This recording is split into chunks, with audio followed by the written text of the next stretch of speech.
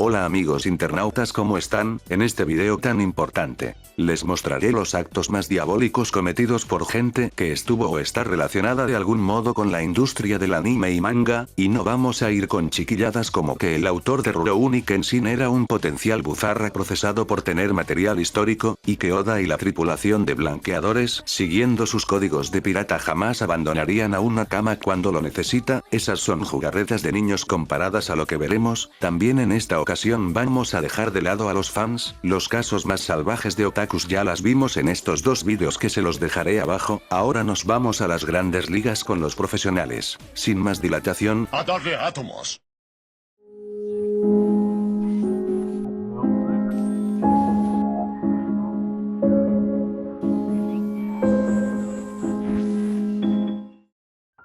empezamos con el caso más reciente, y posiblemente el más conocido de este top que no es top, el Shogakukan Gate. Esta polémica parte con la plataforma Manga One, perteneciente a la editorial Shogakukan, que junto con Shueisha y Kodansha se disputan el título de editorial más poderosa de Japón.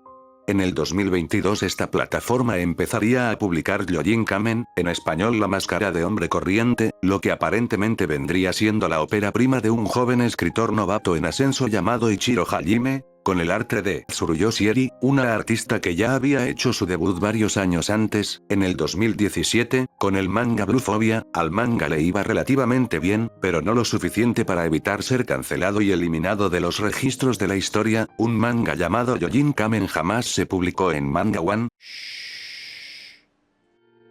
Y esto se debe a que realmente no era la ópera prima de Ichiro Hajime, solo lo era bajo ese alias. Él ya había debutado en 2015 con el manga Daten Saksen, también en Manga One, con el nombre de Shoichi Yamamoto, que como muchos mangakas este no sería su nombre real, su verdadero nombre es Kazuaki Kurita, y no pudo completar su primera obra, la cual sería cancelada abruptamente en 2020, la editorial dio como motivo problemas graves de salud del autor que le impedían llevar a término el manga, casi que se fue a su planeta y murió en el viaje, pero la realidad era que el rubro de mangaka de popularidad moderada no da para vivir bien, ¿saben? Por eso Kurita tenía otro trabajo en paralelo, como profesor de artes en una escuela privada en Hokkaido, y bueno, abuso sexualmente de una de sus alumnas entre el 2016 y 2019 de forma continua, empezando cuando la víctima tenía solo 15 años, y no se conformó con eso, también la torturó físicamente y la usó para producir contenido ilegal, y como hubo este pequeño traspié judicial, tuvo que tener un parón en su carrera. Sin embargo, el cerebro creativo de este violador era un activo demasiado valioso para la empresa, por eso el editor intentó llegar a un acuerdo extrajudicial para no pasar a mayores, porque le gustan menores, ya saben, pero no funcionó. Por eso años después se dio la resolución de la demanda civil que colocó la familia de la víctima. En 2026 se dictaminó que tenía que pagarle 11 millones de yenes a la víctima por daños y perjuicios. Ese tipo de datos son públicos, incluyendo el seudónimo con el cual trabaja, por eso lo pillaron y boicotearon. Mangakas como One, Rumiko Takahashi, Sumito Obara y el dúo Kanehito Yamada y Tsukasa Abe, se negaron a seguir publicando en la misma plataforma que este depredador. Por eso la editorial se dio ante esta protesta y las críticas masivas de los usuarios, no porque legítimamente les importara, que eso quede bastante claro.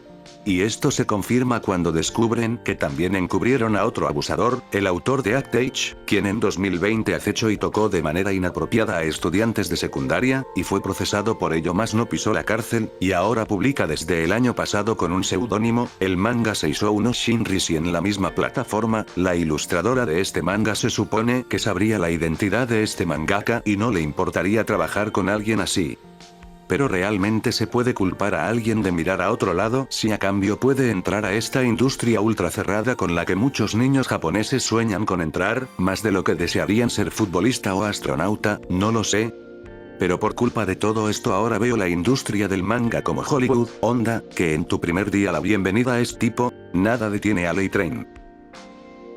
Bueno, abrimos debate. Si ya se cumplió una pena aunque sea muy laxa, se debería contratar a los ex convictos en esta industria, considerando que ser mangaka es como cualquier trabajo, incluso puede llegar a ser mucho más duro e ingrato, pero ten en cuenta lo siguiente, es un tipo de trabajo donde se puede cultivar una base de fans que harían lo que sea por su autor favorito, a veces bastante jóvenes e influenciables. Y en este caso en específico hablamos de depredadores.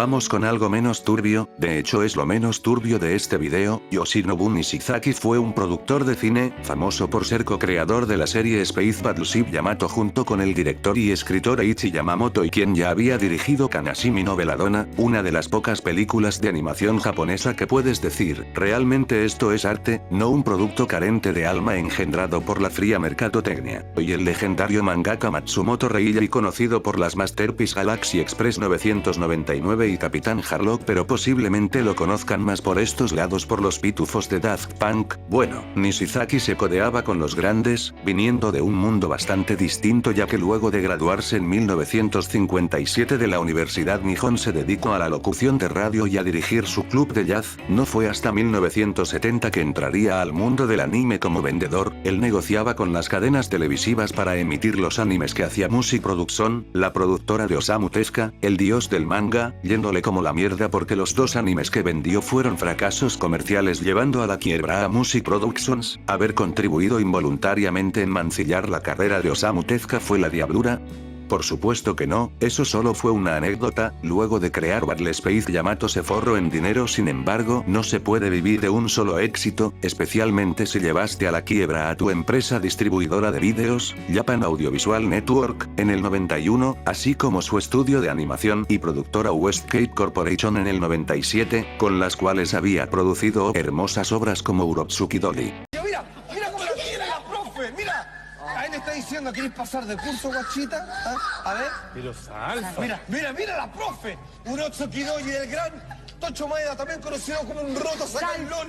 De hecho el mismo Nishizaki como persona se tuvo que declarar en bancarrota ese mismo año, luego de una disputa legal con Matsumoto Reilly en el 94 por haber hecho una serie de ovas de Yamato sin tener todos los derechos, disputa que duraría casi 10 años. Se presume que por sus problemas financieros su estado mental decaería, por eso el mismo año le encontrarían un chingo de cocaína, heroína, ketamina, oxy, LSD, éxtasis, opium y hasta marihuana. Bueno, exagero, solo fueron 50 gramos de estimulantes psicotrópicos, 7 gramos de morfina y solo 9 gramos de marihuana. El tipo andaba más duro que infancia en Gaza, en un país donde tener una plantita te puede cagar la carrera peor que a un cepero. Esto es algo bastante grave, pero lo verdaderamente jodido vino después, o sea, meterte drogas solo te hace daño a ti mismo y tu reputación. No es tan malo como lo que hizo mientras estaba libre bajo fianza, mientras esperaba el juicio por lo anterior. Contrabandear desde Filipinas por medio de su crucero registrado en Inglaterra, un M16 con lanzagranadas M203 y una Glock 17 con 131 balas y más encima con más drogita, a lo que luego se le sumaría las armas que ya tenía en casa: 2 rifles automáticos, 1800 balas y 30 proyectiles de obús. Eso fue lo que entregó voluntariamente, pero tenía escondido aún una pistola austríaca cargada con 3 balas. Por esto fue enviado a prisión por 2 años y 8 meses y por lo anterior otros 2 años y 8 meses, estando encarcelado desde 1999 a 2007, pero eso no detuvo a este Chad. Mientras estaba en prisión en 2003, le ganó el juicio al legendario Eterno Samurai, teniendo la facultad para usar el nombre Yamato, personajes y la trama, pero con la limitante que no podía usar los diseños de Matsumoto tanto de las naves como de los personajes. No se supo jamás por qué tenía estas armas. Cualquiera pensaría que quería armar a la Yakuza o que quería hacer una bromita estadounidense, pero todo eso con el tiempo se descartó, y solo se tienen 3 teorías viables. La primera era que por su desequilibrio mental, sus problemas con las drogas. ¿Quiero drogarme? Sí, quiero drogarme, quiero olvidarme de todas mis tristezas. Sus deudas y conflictos legales, estaba paranoico y temía por su seguridad. La siguiente teoría era que quería armar a su seguridad privada, para sus barcos, y quizás estarás pensando que si el cabrón era millonario podría haber armado a su seguridad por medios legales, pero en Japón no hay medios legales para eso. Es prácticamente imposible tener armas si no eres policía, excepto si son de caza bajo muchos requisitos y limitaciones, por eso es una teoría viable. Y la última teoría, es la más obvia, el tipo tenía una obsesión obsesión con las cosas militares, o sea tenía barcos porque le mamaban los de la Segunda Guerra Mundial, de ahí viene el nombre de Yamato, y no creo que para seguridad propia o de sus barcos necesitara proyectiles de obús, además algunas armas las tenía desde hace muchos años antes de su declive, básicamente era uno de esos otakus militares, fan de Gundam que no entendieron Gundam, que coleccionan réplicas, pero con poder adquisitivo suficiente para que no sean réplicas. Finalmente salió de prisión en 2007 y 2 años después, con su reputación por el piso y sus 2 huevotes, sacó la película Space Battleship Yamato Resurrection, que tuvo un éxito moderado, al no contar con la magia de los diseños del maestro Matsumoto, y con ello una buena cantidad de fans, pero eso no lo detuvo, nada lo detiene, de alguna manera sacó plata para hacer un live action, el cual sí fue un mega exitazo, de aproximadamente $12.500 que costó, recaudó cerca de $50 millones, éxito que no alcanzó a ver porque se murió un mes antes de su estreno, de un paro cardíaco y posterior caída desde su propio barco llamado Yamato.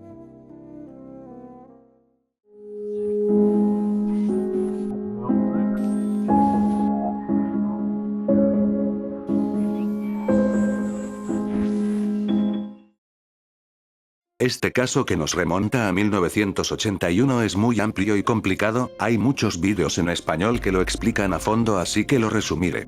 Issei Sagawa fue un estudiante japonés en Francia, este se consideraba feo y débil, así que violó, mató y se comió a una joven estudiante holandesa para absorber su belleza y energía, pero no en ese preciso orden, fin.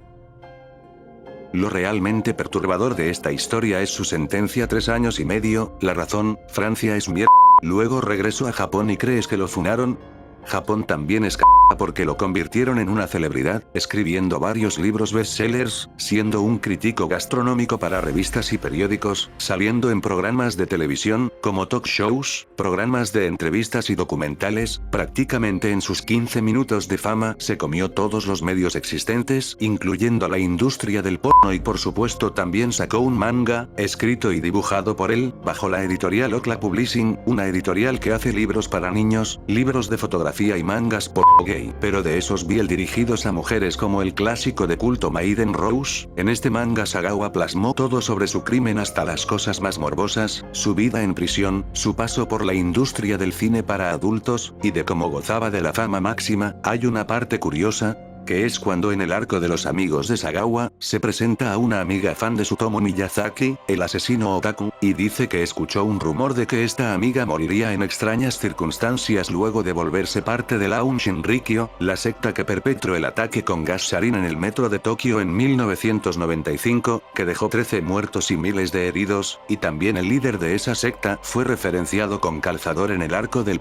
como chupando lo turbio de otros casos para forzar turbiedad, cuando ya de por sí es bastante turbio. O sea, después de presentar a esta fan de Tsutomu, el cabrón admite haberse metido con una fan menor de edad, y este recalcó que era menor por beber alcohol. Y tú dirás, bueno, es normal que en Japón se escandalicen más por fumar o beber siendo menores que por tener relaciones con treintones, pero no, esto solo fue un chiste, porque en la siguiente página mostró cómo tuvieron sexo y su comentario ante esto fue: si eres menor como ella no mires porque es delito, jijijaja. Y sí, si te diste cuenta por el estilo de dibujo y estas ocurrencias macabras, este manga es de comedia, es ponerte unos lentes y ver el mundo como él lo ve desde su cabeza enferma. Por eso no todo lo que sale acá necesariamente es cierto, aunque la verdad, conociendo lo retorcida que es la sociedad, todo salvo su origen de supervillano, me parece perfectamente plausible. Si quieren saber más de este manga todo curseado, se encuentra traducido al español en Mangadex, y si ya eres un coleccionista fisgón morbosón lo puedes encontrar en eBay.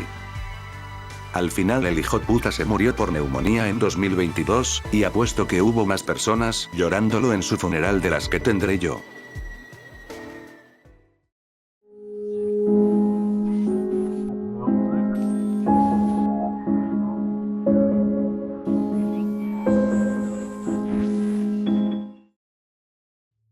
Kazuki Atami era un actor de voz principiante, debutó a los 27 años en 2022 haciendo papeles de personajes de fondo y lecturas dramatizadas, y aunque jamás logró un papel de personaje que tenga nombre, había firmado por la agencia Mausu Promotion, una de las agencias de seiyūs más grandes de Japón. Para que se hagan una idea, de ahí son Daisuke Ono, la voz de Yotaro Kuyo e Ikue Otani, la voz de Pikachu y Choppa. Era cuestión de tiempo antes de tener un papel con nombre y hacerse un lugar en la industria, pero tuvo tuvo un pequeño problema con su otro trabajo, como siempre los otros trabajos, como era un seiyuu primerizo no le pagaban mucho así que tenía que seguir en su trabajo habitual, que era en un centro de asistencia y protección de menores. Ahí conoció a una chica de 13 años que se presume que había sido internada debido a negligencia familiar o abuso, y quien se supone que tenía que protegerla. 2 años después, abusó de ella 30 veces, menos mal que no se volvió más famoso o si no la agencia en vez de correrlo como pasaría, de seguro lo intentaría ocultar todo bajo la alfombra. Y uno se pone a pensar, puede que la razón para trabajar en un refugio para menores sea depredarlos y querer pasarse a ser seiyuu solo haya sido para tener acceso a más menores, considerando que los seiyuu son adorados casi como idols. Hiroshi Kamiya fue fusilado vivo cuando sus fans se enteraron que tenía una esposa y un hijo porque rompieron su ilusión de varón puro, virgen y disponible. Incluso los veteranos como Toru Furuya Asus, más de 70, tienen fans jóvenes devotas, lo que nos lleva a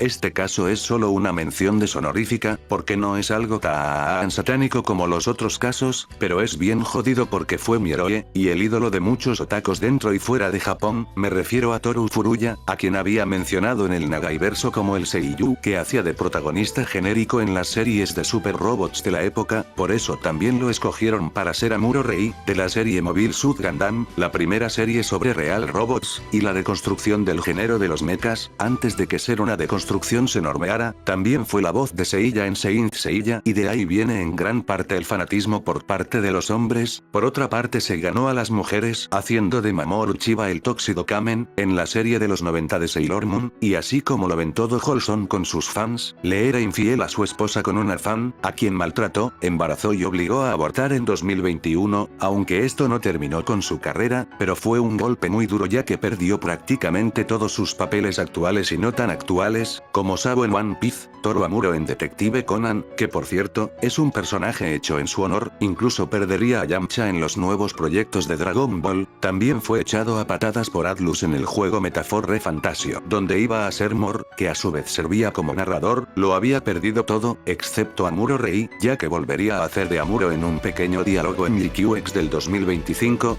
y en la última película de Hadaway de 2026, aunque probablemente sean las últimas veces que escuchemos esa característica voz, ya que en el último juego de Super Robot Wars los diálogos de Amuro Rei estaban sacados de grabaciones anteriores. Bandai Namco ya no quiere trabajar con él. Todos perdimos, la esposa que fue cuqueada con la fan cuqueadora que terminó conociendo el lado oscuro de su ídolo de la peor forma. Si eres provida también el feto, y por último los fans que ya no vamos a escuchar el clásico nunca más. O bueno, quizás en las convenciones ocasionalmente, porque en Latam este caso suena a algo que haría el tío de alguien un martes por la tarde, así que no le dieron mucha importancia.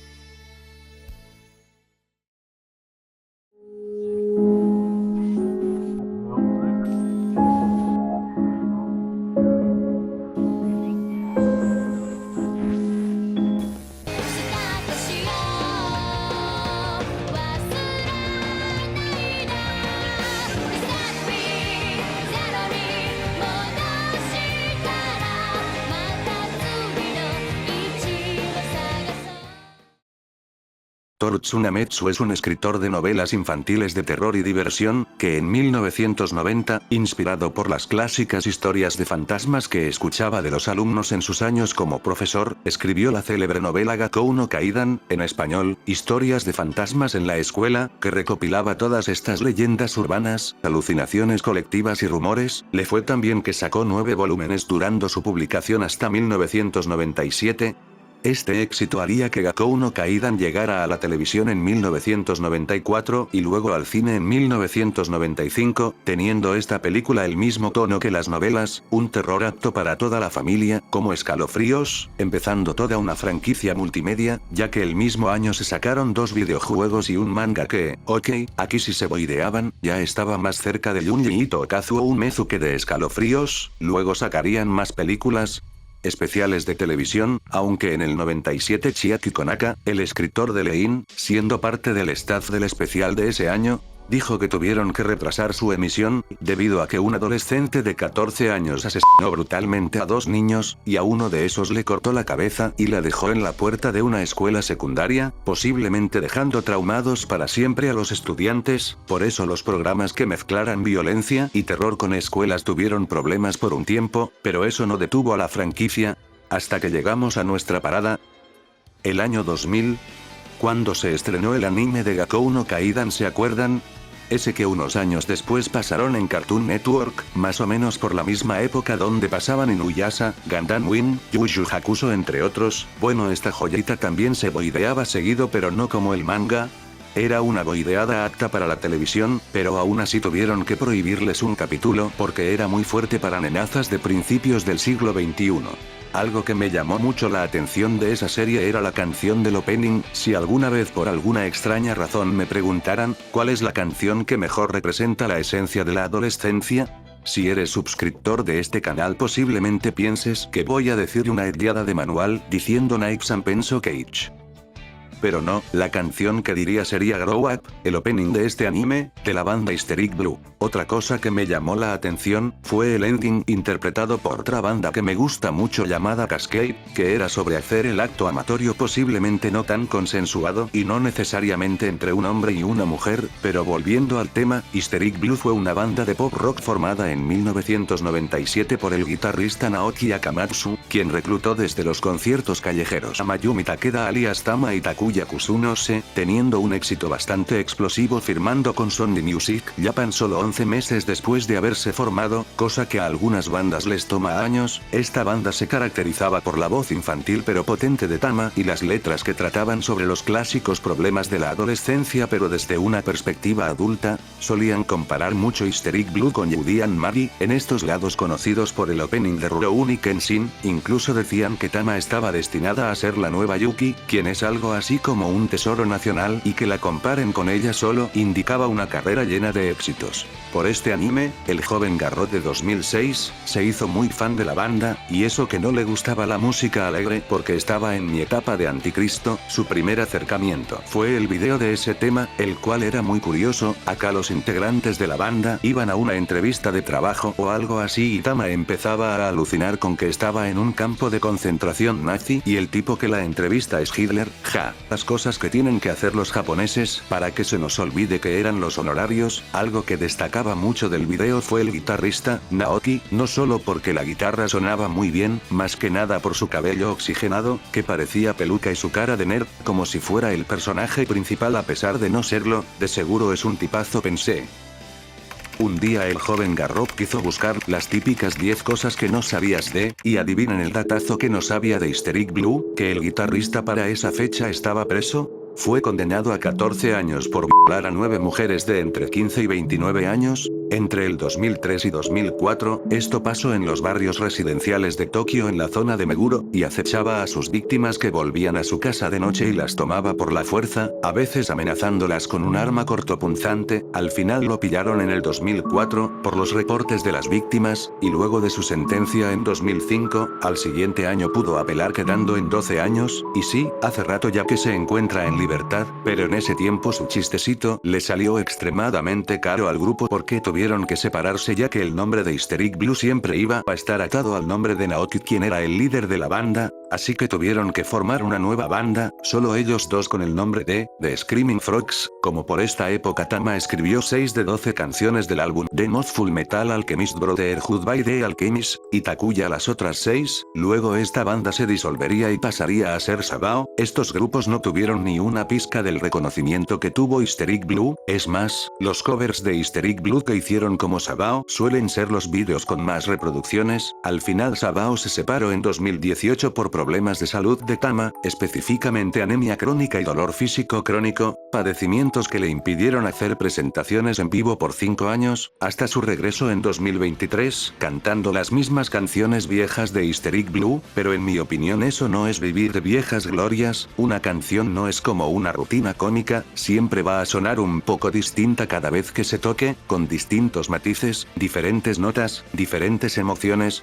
mientras que Takuya sigue trabajando como compositor, principalmente para obras de teatro y musicales. ¿Y qué pasó con Naoki? Un poco antes de salir en libertad envió un manuscrito a la revista Tsukuru. Aquí explica cómo la fe cristiana le ayudó a él, la pobre víctima de sus impulsos, a sanar su terrible enfermedad. Bueno, no tan así. Él también comenta que si bien él estaba enfermo por haber reprimido sus sentimientos desde hace mucho tiempo hasta que estalló, él vivirá el resto de su vida con la culpa, y que ni siquiera muriendo podría reparar el daño que hizo a sus víctimas, pero que con el programa de rehabilitación R3 nunca más reincidiría, porque ya podía hablar de sus sentimientos y abrir su corazón. Salió en modo pibe Vinland Evolución Redención. Pero esto no es un anime, las redenciones en la vida real no existen. Por eso solo duró un año en libertad antes de que en el 2021 intentara violar a otra mujer, esta vez solo quedando en agresión ya que la víctima por fortuna pudo huir, pero dados sus antecedentes lo volvieron a encerrar 2 años más. ¿Y tú qué opinas? ¿Qué te parece que le dieran 2 años por cada víctima, mismo tiempo que te dan allá por piratear? La dignidad humana es menos valiosa que un manga de la Jump. ¿Los leo? Así, y suscríbete o moriré.